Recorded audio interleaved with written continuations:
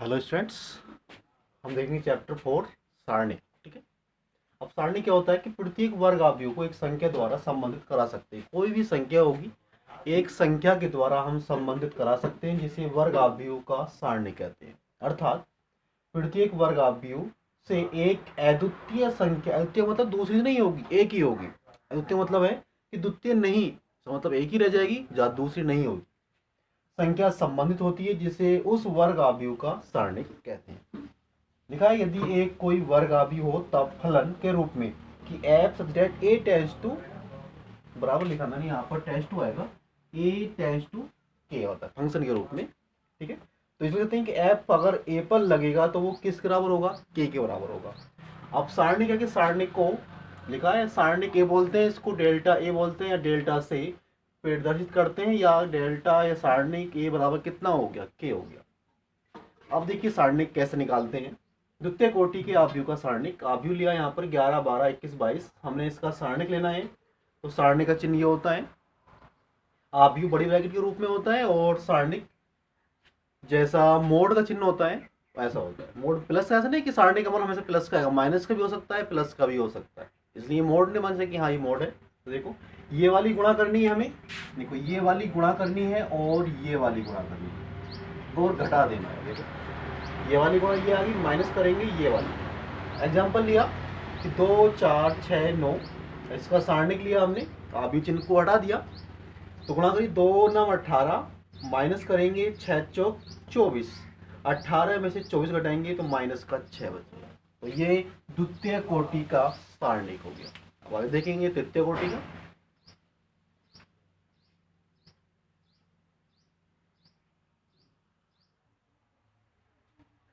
तो देखिए आता है 3x3 कोटि के आव्यूह का सारणिक। ये कोई आव्यूह लिया हमने 11, 12, 13, 21, 22, 23 और 31, 32, 33। ठीक है। तो इसका सबसे पहले सारणिक ले लिया हमने, सारणिक में सारणी चिन्ह लगाना है, आव्यूह को हटा देना है। तो देखिए कैसे कर रहे हैं, यहाँ पर हम पहली पंक्ति के सापेक्ष विस्तार कर रहे हैं। पहली पंक्ति के, तो पहली के सापेक्ष भी कर सकते हैं, दूसरी के सापेक्ष भी कर सकते हैं, तीसरी के सापेक्ष भी कर सकते हैं। ऐसे ही स्तंभ में करेंगे, पहले स्तंभ के सापेक्ष, दूसरे स्तंभ के सापेक्ष और तीसरे स्तंभ के सापेक्ष, जितने भी होंगे। लेकिन फिलहाल हमने यहाँ पर पहली पंक्ति के सापेक्ष लिखा है, तो पहला अवयव लेंगे। तो देखो क्या करना है कि ये पंक्ति और ये स्तंभ छोड़ देना है, तो ये वाले अवयव बचेंगे। 22, 23, 32, 33 ये आ गया, 2 2 का बचा, माइनस दूसरा अवयव माइनस का लेना है हमें, ये 12।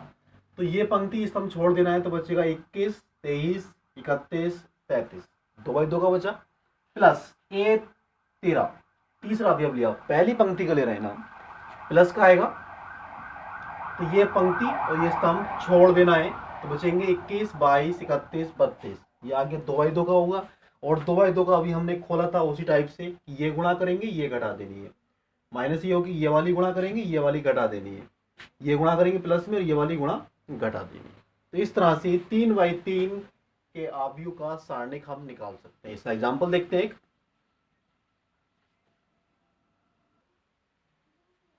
देखिए यहाँ पर एक आव्यूह लिया है, 3x3 का है। तो अगर हमने 2 लिया, तो ये पंक्ति और ये स्तंभ छोड़ देना है, तो बचेगा 1 2 2 6।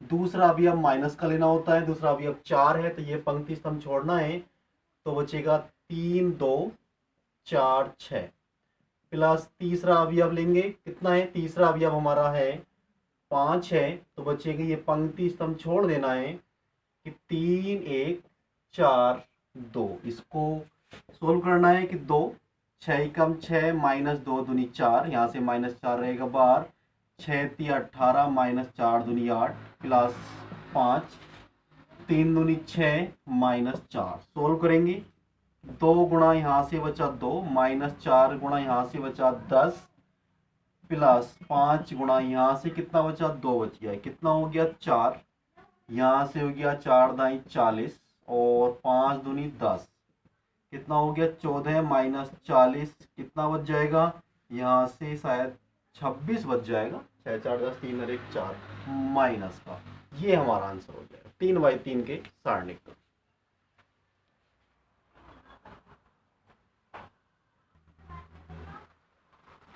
देखिए इसके बाद में हम लेते हैं नेक्स्ट टॉपिक इसका, त्रिभुज का क्षेत्रफल। सारणिक में आता है त्रिभुज क्षेत्रफल। अगर किसी भी त्रिभुज के 3 शीर्ष दिए हुए हैं, x1y1, x2y2, x3y3, तो उसका अगर हमें क्षेत्रफल लेना है तो 1/2 सारणिक में आएगा x1y1 1, x2y2 1, x3y3 1। ठीक है, ये त्रिभुज क्षेत्रफल जो हमने फॉर्मूला पढ़ा था पिछली क्लासों में वो वहां से हट गया है, अब सारणी का यूज करना है हमें। फिर आगे कि 3 बिंदु संरेख होंगे। यदि 3 बिंदु x1y1, x2y2, x3y3 है, संरेख मतलब एक ही रेखा में होंगे, तो इनसे बनने वाले त्रिभुज का क्षेत्रफल 0 होगा, मतलब इस सारणिक का मान 0 हो जाएगा। ये x1y1 1, x2y2 1, x3y3 1। फिर लिखा 2 बिंदु x1y1, x2y2 से होकर जाने वाली रेखा का समीकरण लेना है। रेखा का समीकरण है, इसका मतलब 2 बिंदु एक ही रेखा में है, तीसरा बिंदु भी एक ही रेखा में होगा, तो रेखा समीकरण होता है x1y1 x1y1 1, x2y2 1 बराबर 0। इस तरह से करके हम त्रिभुज के कंसेप्ट में यूज कर सकते हैं। उससे आगे आता है उपसारणिक तथा सैखंड। अब देखिए किसी भी वर्गाव्यूह ए के अवयव ए आई जे का उपसारणिक एक सारणिक होता है, एक ही सारणिक होगा वो भी, जो आयवी पंक्ति और जेवा स्तंभ को हटाने पर प्राप्त होता है। कि जिस अवयव का हमें उपसारण लेना है तो जिस पंक्ति स्तंभ में वो है उन पंक्तियों को हटा देना है, जो भी सारणिक बचेगा वही उसका उपसारणिक कहलाएगा। और इसे एम आई जे से प्रदर्शित करते हैं। उससे आगे आता है किसी भी वर्गाव्यूह ए के अवयव ए आई जे का सैखंड। कौन सा? सैखंड ए आई जे से व्यक्त करते हैं, जहां ए आई जे बराबर होता है -1 की पावर आई प्लस जे इंटू एम आई जे। एम आई जे कितना? वही हमारा उपसारणिक है। इसका मतलब है कि सैखंड में उपसारणिक का यूज किया जाएगा। गुड।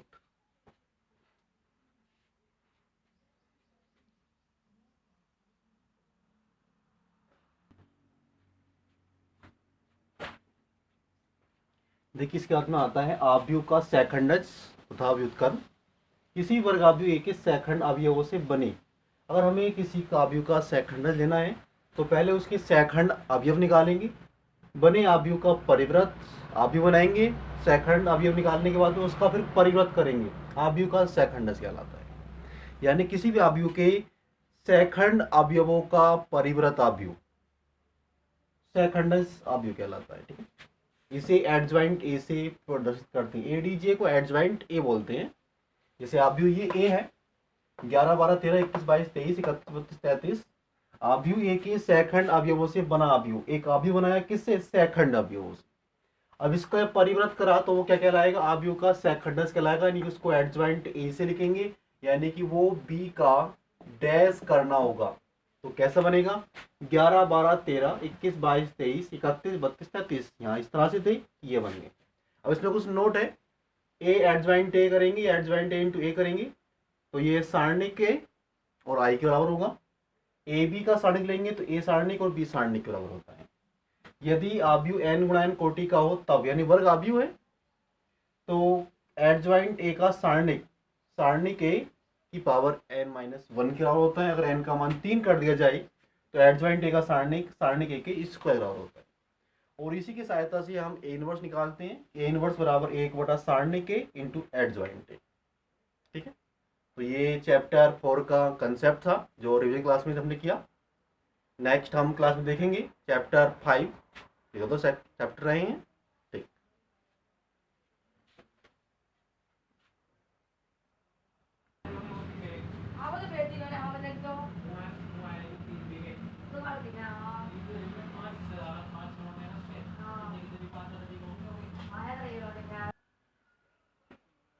हाँ देखिए आव्यूह विधि से रेखीय समीकरणों को हल करना है। रेखीय समीकरण दिए 3/3 के लिए हमने यहाँ पर। ठीक है, a1x b1y प्लस c1z बराबर d1, a2x plus b2y plus c2z बराबर d2 है, a3x b3y प्लस c3z बराबर d3। सबसे पहला काम होता है कि दी गई समीकरणों को आव्यूह रूप ax बराबर b के रूप में लिखने पर ax बराबर b में लिखेंगे। समीकरण 1 ले लिया यहाँ पर, तो a1 b1 c1, यानी कि a में तो लिखना है x y z के गुणांक, फिर x में आना है जो भी हमारे चर हैं एक्स वाई जेड बराबर जो बराबर में दिया हुआ है d1 d2 d3। ठीक है, समीकरण 1 से शुरुआत की, एक्स बराबर बी। एक्स का मान यहाँ से लिखा जाता है A inverse B. A inverse क्या होता है? ए इनवर्स बराबर 1 सारणिक ए इंटू एडज्वाइंट ए। सारणिक का मान 0 नहीं होना चाहिए। यदि सारणिक का मान 0 हो भी गया तो एट ज्वाइंट ए की गुणा बी से करेंगे, अगर ये 0 नहीं आया तब कहा जाएगा कि समीकरण का हल कैसा है, असंगत है।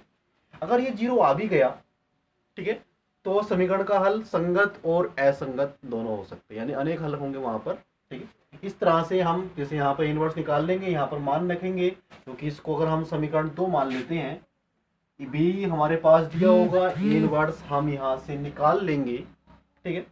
तो यहाँ पर मान रखेंगे समीकरण 2 में, तो वहां से तुलना करने पर, बाद में गुणा करने के बाद तुलना करने पर एक्स वाई जेड के मान निकाल सकते हैं। यही कंसेप्ट 2/2 में अगर 2 समीकरण दी हैं, एक्स वाई में है, तो ये सिर्फ एक्स वाई में लिखा जाएगा, 3/3 में नहीं होगा, वहां पर 2/2 में होगा।